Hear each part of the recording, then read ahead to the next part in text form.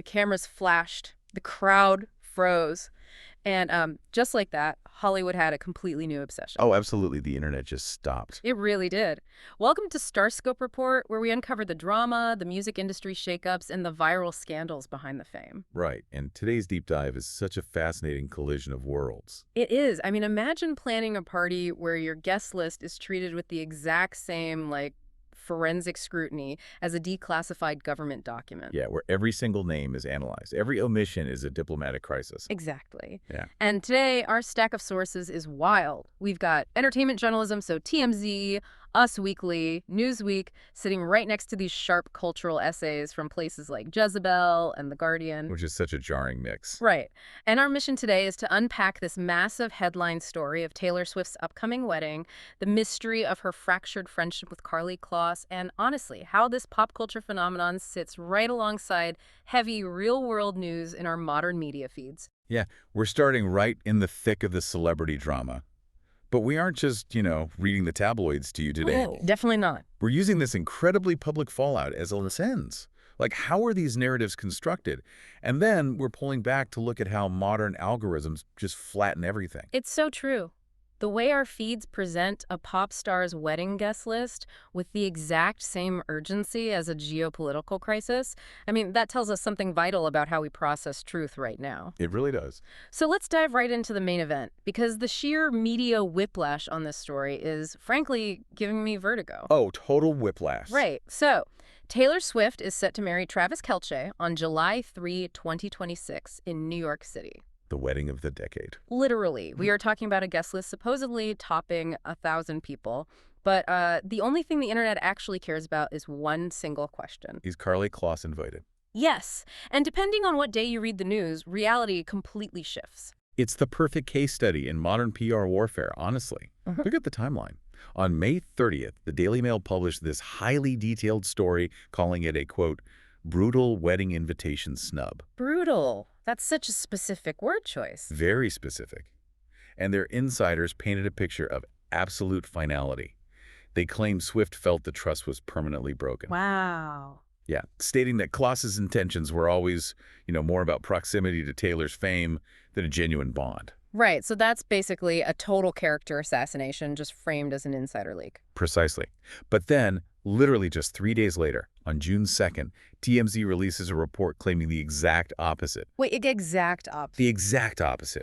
Their sources stating they have direct knowledge. Mind you said there is no bad blood. The beef was squashed years ago, and Kloss is officially on the guest list. Okay, that is crazy. Because we know the lore here, right? The golden era of this friendship, from 2013 to 2015, it was inescapable. Oh, they were everywhere. Everywhere. They met at the Victoria's Secret fashion show. They shared a Vogue cover. They entirely dominated the 1989 era. Inseparable. Right. But my question to you is this. Why do we care so deeply about a party invitation? Looking at these contradictory reports, it feels like we are watching two rival intelligence agencies leak conflicting intel. It is. Why does the culture care this much about who goes to a wedding? Well, because a wedding guest list is the ultimate undeniable proof of status, especially in a world that is otherwise entirely constructed by PR teams. Oh, that's a really good point. Think about how celebrities operate. Right? Yeah. They deal in the illusion of intimacy. A carefully curated Instagram post or, a staged paparazzi walk. Right. It gives the audience a feeling of connection without actually revealing anything real. Exactly. But a wedding invitation, that is a binary metric. You're either physically in the room or you are out. That makes total sense. It's the one thing you can't fake with a nice Instagram caption. Exactly. It's the definitive ruling on a decade of speculation, which I guess brings us to the fracture itself. Because they went from being the defining millennial best friends to just absolute radio silence. And that's not even the wildest part. The timeline of that rift is a masterclass in how personal betrayals get absorbed into corporate structures. Right, because it wasn't just a simple falling out. No, not at all. The cracks first showed in 2016 amidst the massive public backlash against Swift involving Kim Kardashian and Kanye West. Oh, right, the Snapchat recording era. Yes, that whole mess. Karlie Kloss gave an interview to the Sunday Times Style magazine where she referred to Kim Kardashian as a lovely person. Which, in the tribalism of 2016 pop culture, was basically committing treason. It was crossing enemy lines at the absolute height of a PR war. Kloss tried to walk it back on Twitter later, but the dynamic had clearly The shifted. damage was done. Exactly. However, the ultimate betrayal, the one that actually altered the trajectory of the music industry, happened in 2019. Okay, yeah, this is the big one. Right. That is when Scooter Braun acquired Big Machine Label Group, taking control of the master recordings for Taylor Swift's first 6 albums. Right. And for you listening, what you really need to understand here is how deeply intertwined these personal and corporate worlds are. Because Karlie Kloss is managed by Scooter Braun. Exactly. And shortly after this highly contentious acquisition, a deal that Swift publicly called her, her worst-case scenario, Kloss was photographed vacationing with Braun. Oh, wow. Just the optics of that alone. The optics are terrible. And this sparked intense rumors, which Perez Hilton and other sources highlighted, that Kloss had been acting as a mole. Wait, really? A mole? Yeah, feeding Braun inside information about Swift's vulnerabilities and her business anxieties to help facilitate the deal. See, this is where I find the mechanics of this so endlessly fascinating. If you strip away the pop music veneer, the Scooter Braun Masters acquisition was a ruthless, corporate, hostile takeover. Oh, 100%. We're talking about a multi-million-dollar business deal. It's the kind of thing you'd expect to see in the Wall Street Journal or like an episode of Succession. Definitely. But how was it litigated in the public eye? Through Instagram likes, through who was left off a signed T-shirt in the Look What You Made Me Do music video, and of course through cryptic song lyrics. Because turning a contract dispute into narrative entertainment weaponizes a massive, fiercely loyal fan base. It's so smart. It's a brilliant, if chaotic, strategy. And the sources point directly to the Evermore track, It's Time to Go, as the execution of that exact strategy. Oh, yes. The lyrics there are pointed. Very. She sings about, when the words of a sister come back in whispers, that prove she was not, in fact, what she seemed. Ouch. And then the kicker, she's a crook who is caught. I mean, she took a labyrinthine intellectual property dispute and distilled it into a highly relatable story of a backstabbing best friend. That is the alchemy of modern celebrity. It shows how every facet of a public figure's life, even brutal boardroom disputes, is processed as narrative lore by the audience. It's all just content to decode. Right. And no audience understands narrative lore quite like Swift's fans, which actually brings us to the most intense and arguably the most revealing layer of this entire saga. Oh boy. The cinematic universe of fan theories. And later in the deep dive, we'll talk about how this all connects to the news algorithm. But first, we have to talk about the Gaylors. It really is a cinematic universe. And it's not just, teenagers on the internet with too much time on their hands. No, it reaches the highest levels of Hollywood. Exactly. The sources bring up this 2018 interview where Jennifer Lawrence, an Oscar-winning actress who was promoting a major spy movie at the time, literally went off script to announce that the Swift and Kloss mystery was, quote, keeping me up at night. When you have A-list celebrities expressing parasocial distress over another celebrity's friendship, the psychological hook is incredibly deep. This is the realm of the Gaylor and Kaylor theories.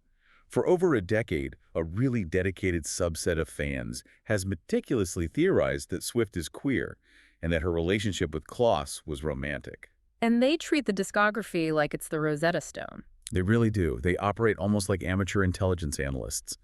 The sources detail how they trace the origin back to specific events, like Kissgate at a 2014 concert for the 1975. Oh, right, where those blurry photos supposedly showed the two of them kissing in the crowd. Exactly. But it evolved far beyond just gossip. They began decoding lyrics, color palettes, recurring themes of secret love, and societal exile across albums like Reputation, Folklore, and Evermore. It's incredibly thorough. It is. They point heavily to the folklore song Betty, which is sung from a male perspective but fueled massive speculation about its queer undertones. But, and I think this is crucial, the sources also highlight how the psychological mechanism of this fandom turned incredibly dark. Yeah, it got really bad. It's not just a harmless book club. There's a full-on cultural war between the Gaylors who view her work through a queer lens and the Hetlers who fiercely defend the narrative of her heterosexuality. It became toxic and, honestly, dangerous. The Jezebel article details an event known as Bettygate in 2020. Right. When the Gaylor community started theorizing about the queer undertones of Betty, factions of the broader Swiftie community reacted with intense, vitriolic hostility. Which is just awful. People were doxxed, Fans were outed to their conservative families simply for posting alternative interpretations of pop lyrics. That is terrifying. It really is. It became a point of severe collective trauma, illustrating the sheer danger of parasocial obsessions when fans feel they need to, protect the artist's perceived reality. Okay, I have to push back hard on the narrative here, though. Okay, let's hear it. The sources frame these fans as terrified of upsetting the artist. But let's look at the mechanics of Swift's empire for a second. She intentionally builds her brand on gamifying her personal life. She definitely does. She drops Easter eggs, she hides capitalized letters and liner notes. She literally trains her audience to act like detectives.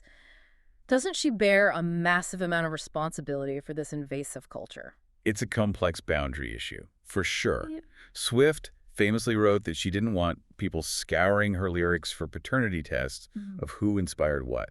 She has asked for her art to be viewed as art. But wait, isn't that having it both ways? How do you mean? You can't hand out magnifying glasses to millions of people, build a billion-dollar empire on their forensic dedication, and then complain when they start looking a little too closely at the messy parts of your life. That is a very fair challenge. The paradox is that her silence on these specific theories protects her mainstream PR flexibility, right? Sure. But it inadvertently leaves the theorizing fans totally vulnerable to the aggressive factions of the fan base. It's a double-edged sword of cultivating a puzzle-solving audience. You control the narrative until the audience decides they're better at connecting the dots than you are. Exactly. You lose control of the monster you created. Yeah. If you're loving these Hollywood twists and industry deep dives, make sure you're subscribed to StarScope Report because we've got even crazier stories ahead. We really do. And this idea of connecting dots, of trying to decipher what is real and what is a constructed narrative, brings us to the most profound realization in these sources. The algorithm. Yes, because when you are scrolling through your feed, reading about Bettygate and wedding invites, the algorithm does not care about context. Not at all. The algorithm reads engagement metrics.